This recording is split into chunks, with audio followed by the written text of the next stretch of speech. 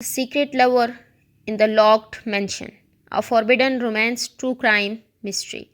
It was a rain lashed October night in 2025 when the call came into the Asheville Police Department.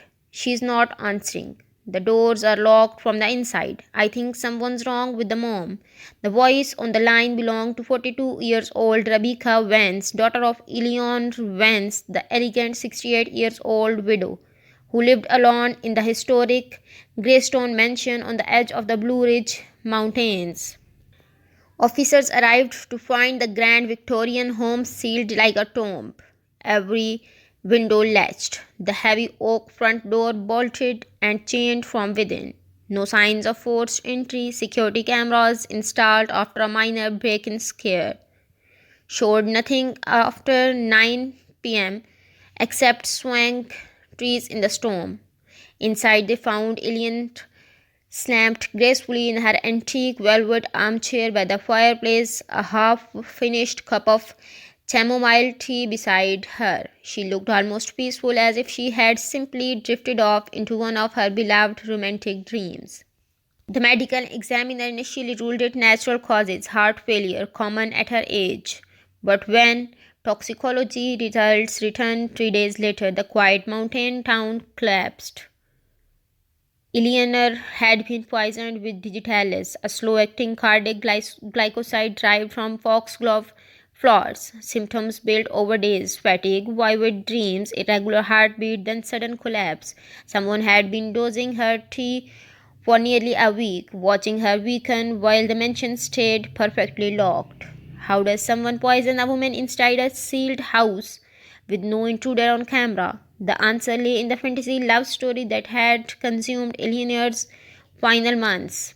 A secret romance so passionate it felt like something from the gothic novels she collected.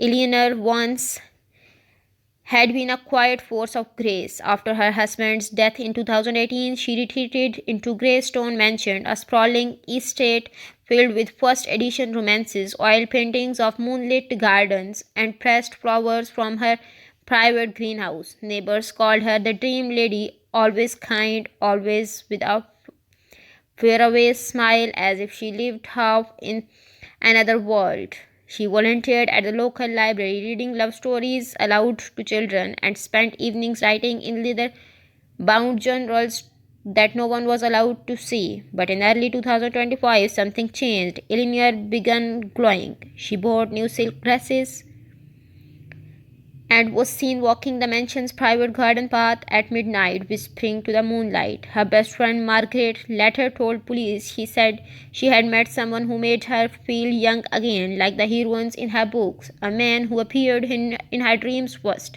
Then in real life, she called it fate or magic. The fantasy lover's identity emerged from hidden letters found tucked inside Eleanor's favorite novels. Wuthering Heights, dozens of handwritten novels on thick cream paper, signed only Your Shadow. They spoke of eternal passion, stolen kisses under ancient oaks, and promises to unlock the door between our worlds. One read, Tonight the moon will guide me to you again. Drink the tea if I left you. It carries me, my love, through your veins. Another, No one must know our secret. They would never understand the magic we share. Police traced the paper to a small artisanal shop in Asheville. The handwriting matched no one in Eleanor's immediate circle at first.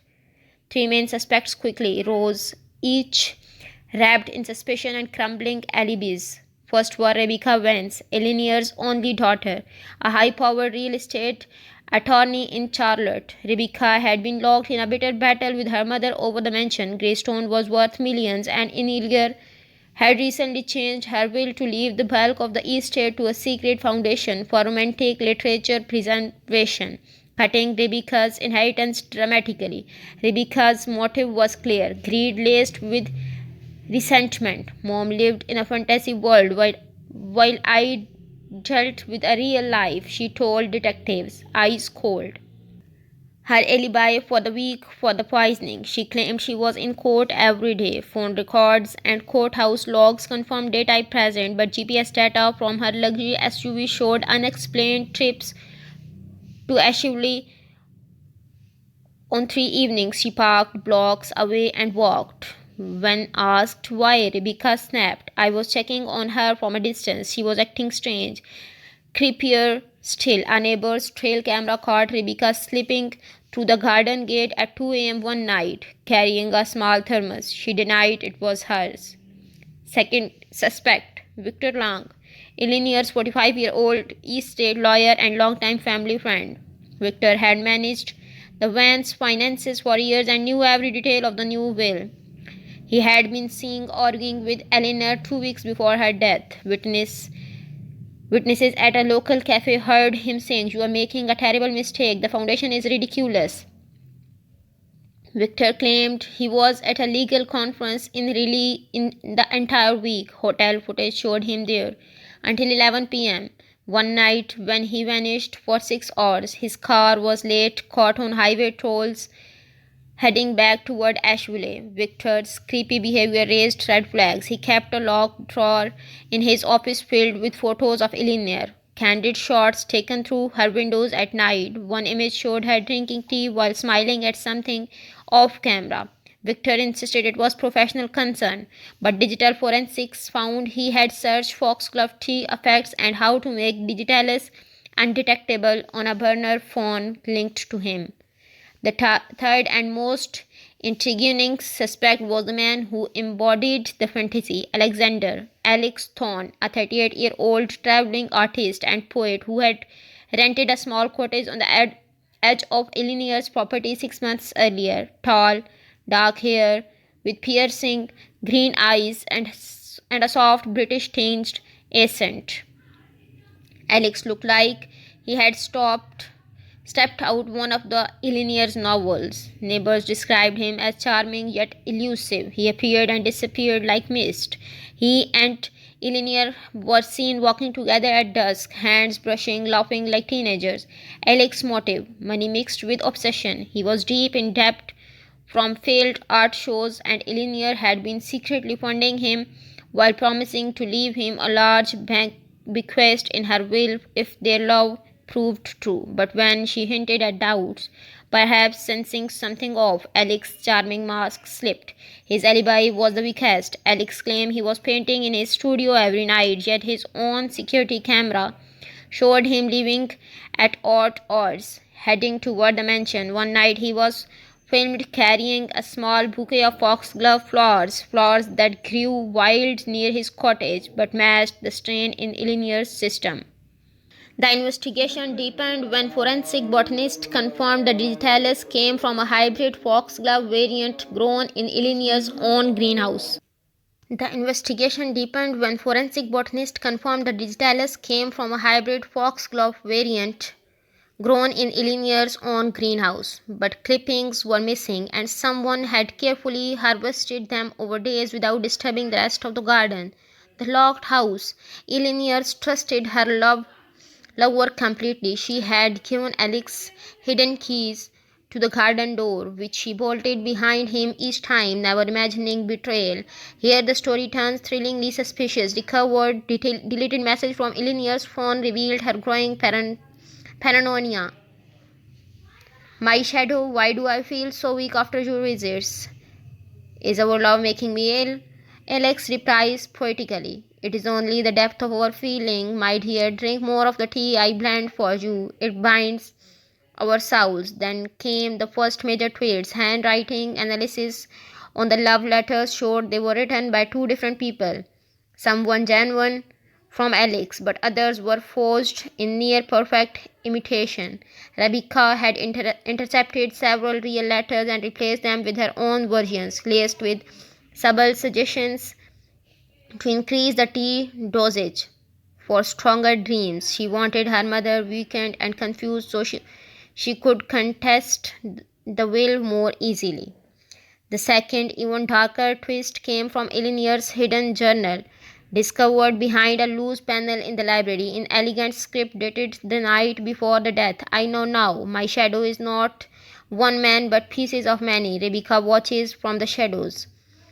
Victor counts my money, and Alex, my beautiful Alex, brings the flowers that make my heart race too fast. Tonight I will switch the cups. If I do not wake, tell the world my fantasy love was real, but poisoned by those who could not bear to share it. Eleanor had suspected all three. She had been playing along with the romance while setting a trap, switching the dose tea with plain cups on her final nights, but the cumulative poison from earlier doses had already sealed her fate. The mansion stayed locked because she bolted it herself after each lover's visit, pretending her secret fantasy until the end. As of early 2026, Rebecca Vance faced charges of conspiracy to commit murder and forgery. Victor Lang is charged with accessory after the fact for helping cover digital trails. Alex Thorne, the fantasy lover at the center, awaits trial for manslaughter. He claimed he only brought flowers out of love and had no idea about the poison's potency. All three deny working together, yet evidence suggested their actions overlapped in deadly harmony. Rebecca forged letters to manipulate, Victor provided financial pressure, and Alex delivered the actual toxin through romantic gestures. The Greystone mansion stands empty now, its garden overgrown with foxgloves that blooms blood red in springs. Tourists whisper that on stormy nights, you can still see a woman in a silk dress walking the paths, waiting for her shadow. Eleanor Vance dies chasing a fantasy love that felt like magic. Instead, she found the darkest kind of truth. Sometimes the most passionate hearts hide the coldest killers. What do you think really happened inside that locked mansion? Was the romance genuine, or was Eleanor's poisoned by the very dream she cherished? Was it one suspect or all three in a twisted conspiracy? Comment your theory below and subscribe to True Dark Case 99 for more chilling true crime stories where love turns lethal. Hit the bell. Next week we uncover another dark case that will keep you up at night.